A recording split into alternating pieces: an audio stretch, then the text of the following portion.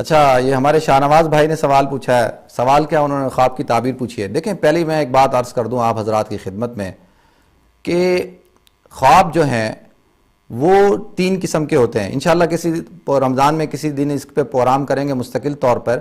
لیکن یہ سمجھنا چاہیے کہ ہر خواب جو ہوتا ہے وہ ضروری نہیں ہے کہ ہر خواب کی کوئی نہ کوئی تعبیر ہو سکتا ہے کہ انسان کی طبیعت خراب ہے، کچھ معاملات ٹھیک نہیں ہیں، پریشانیاں ہیں، تو وہ پریشانیاں اور وہ طبیعت خراب ہونے کی وجہ سے وہی چیز جو ہے اس کو رات کو خواب کے اندر نظر آتی ہیں.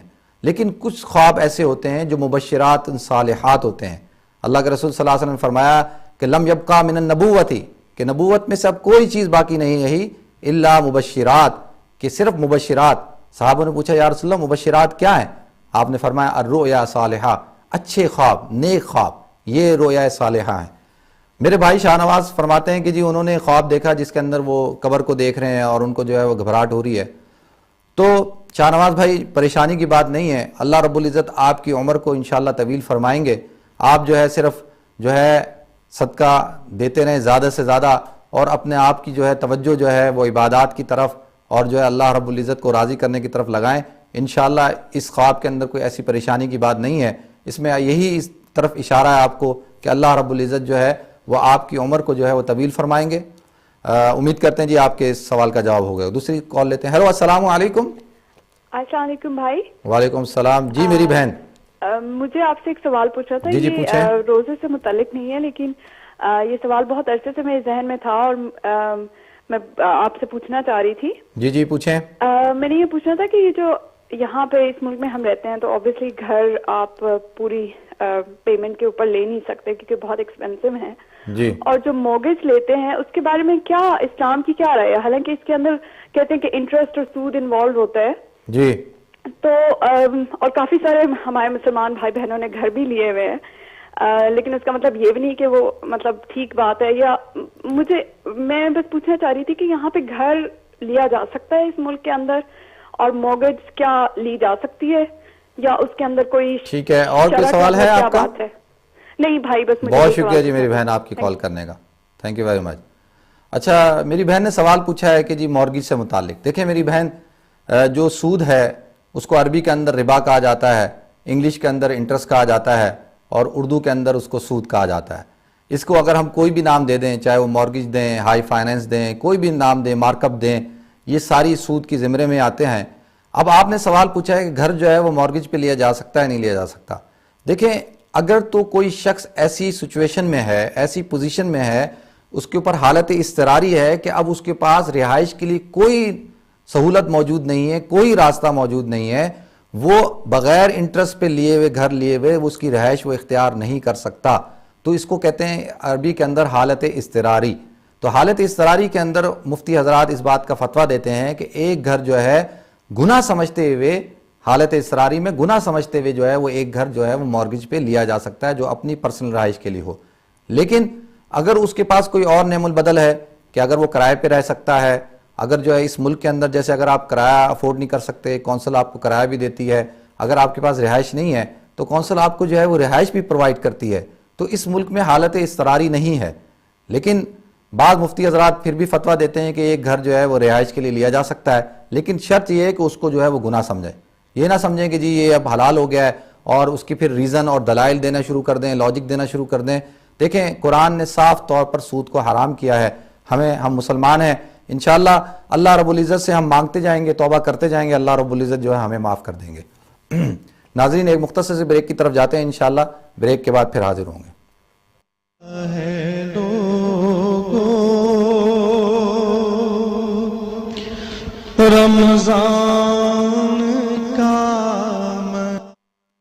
ناظرین، میں آپ کو ایک دفعہ پھر پروگرام رمضان ہمارے ساتھ میں خوش آمدید کہتا ہوں. بریک سے پہلے ہم گفتگو کر رہے تھے، آپ حضرات کی کال لے رہے تھے، جس میں آپ کے مسائل کا حل قرآن اور حدیث کی روشنی میں پیش کیا جا رہا ہے. ناظرین، اللہ رب العزت نے رمضان المبارک کے بابرکت مہینے کو ہماری طرف متوجہ فرما دیا، اور اب یہ ہمارا کام ہے کہ ہم اس سے کتنا فائدہ اور کتنے برکات اور کتنی رحمتیں اس سے ہم سمیٹتے ہیں. ناظرین، دیکھتے ہیں وقفے کے بعد پہلی کال کس کی ہے. ہیلو، السلام علیکم. السلام علیکم بھائی جان. वालेकुम अस्सलाम, कैसी हैं मेरी बहन, आप ठीक हैं? ਖੈਰ ਖਰੀਅਤ.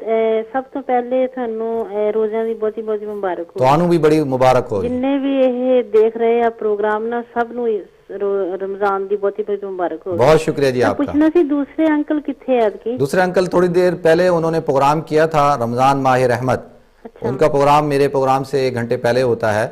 अगर आप कल देखें इंशाल्लाह 6:30 बजे उनका प्रोग्राम होगा, तो फिर आप उनसे भी बात कर सकते हैं. दोबारा देखे. बहुत शुक्रिया जी आपका. देती माह रमजान. जी जी जी दुआओं से याद रखना जी, बहुत शुक्रिया आपका. अल्लाह हाफिज. ये मेरी बहन थी जिन्होंने फ़ोन किया और मुबारकबाद भी पेश की और दुआओं की गुजारिश की है. दूसरी कॉल लेते हैं. हेलो अस्सलाम वालेकुम. वालेकुम अस्सलाम. मुफ्ती साहब क्या हाल? अल्लाह का शुक्र, आप सुनाएं, ठीक ठाक है मेरे भाई? अल्हम्दुलिल्लाह. मैं मजहर बोल रहा हूँ मुफ्ती साहब ईस्ट लंदन से. जी मदर साहब खैरियत से हैं आप? ठीक हैं, अल्हम्दुलिल्लाह. दुआएं आप. अल्लाह आपको सेहत दे. जी फरमाएं मदर साहब. मेरा सवाल था और एक मेरे साथी हैं उनका सवाल है.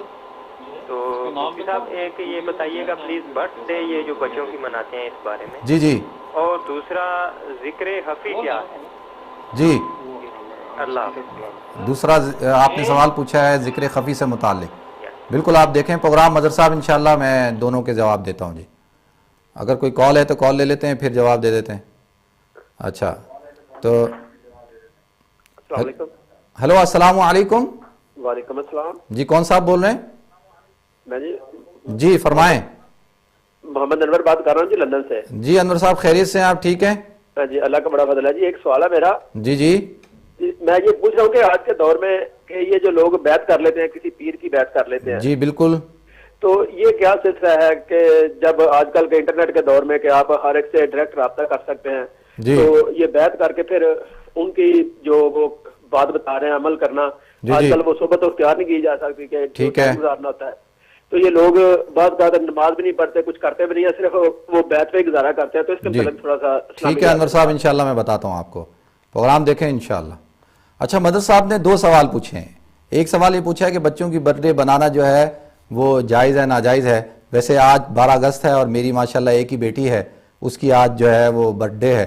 देखें इस बात को जहन में रखें कि बर्थडे को इस तौर पर बनाना कि ये 2 कॉन्सेप्ट हैं. एक तो ये कि जी अंग्रेज़ों की रस्म है और अंग्रेज़ जो है वो उन्हीं ने ईजाद की है, तो लिहाजा इसको बनाना जो है वो बिदअत है या गुनाह है. दूसरा कॉन्सेप्ट ये है कि अगर आप घर में घर वाले जमा हो जाते हैं, बहन भाई जमा हो जाते हैं और उस बच्ची के लिए या बच्चे के लिए जो है वो दुआ करते हैं और जो है वो उसको कुछ गिफ्ट देते हैं, उसको जो है कुछ हदिया देते हैं, तो इस तौर पर तो बनाई जा सकती है. एक पैदाइश का दिन है, खुशी का दिन है, लेकिन मैंने तो नहीं बनाई.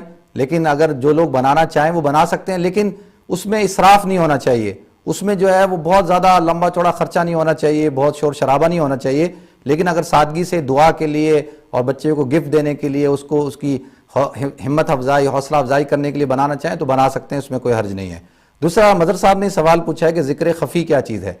देखें एक होता है ज़िक्र क़ल्बी और एक होता है ज़िक्र लिसानी. जो ज़िक्र क़ल्बी होता है उसको ज़िक्र खफ़ी कहा जाता है.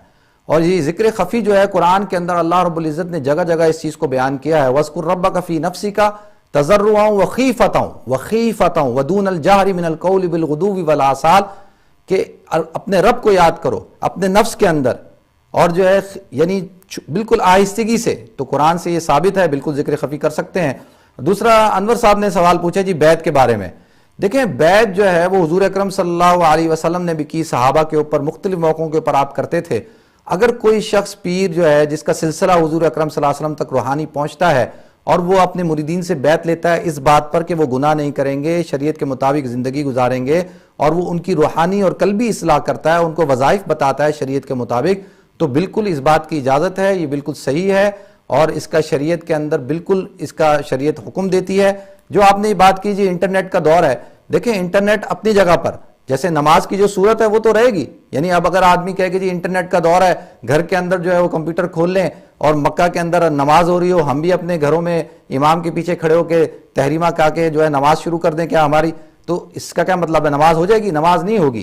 तो इसी तौर पर जिस तरीके से जिस्मानी बीमारियों के लिए हम जो है डॉक्टरों के पास जाते हैं, इसी तरीके से हमें रूहानी बीमारियों के लिए भी जो है वो मशाइख के पास रुजू करना होगा. तो बिल्कुल बैत की जा सकती है, लेकिन جو شیخ ہے پیر ہے اس کو دیکھنا ہوگا کہ وہ شریعت کے مطابق ہو, خلاف سنت عمل نہ کرتا ہو اور جو ہے وہ پوری زندگی جو ہے سنت کے مطابق گزارتا ہو. امید کرتے ہیں جی آپ کے انور صاحب آپ کے سوال کا جواب ہو گیا ہوگا.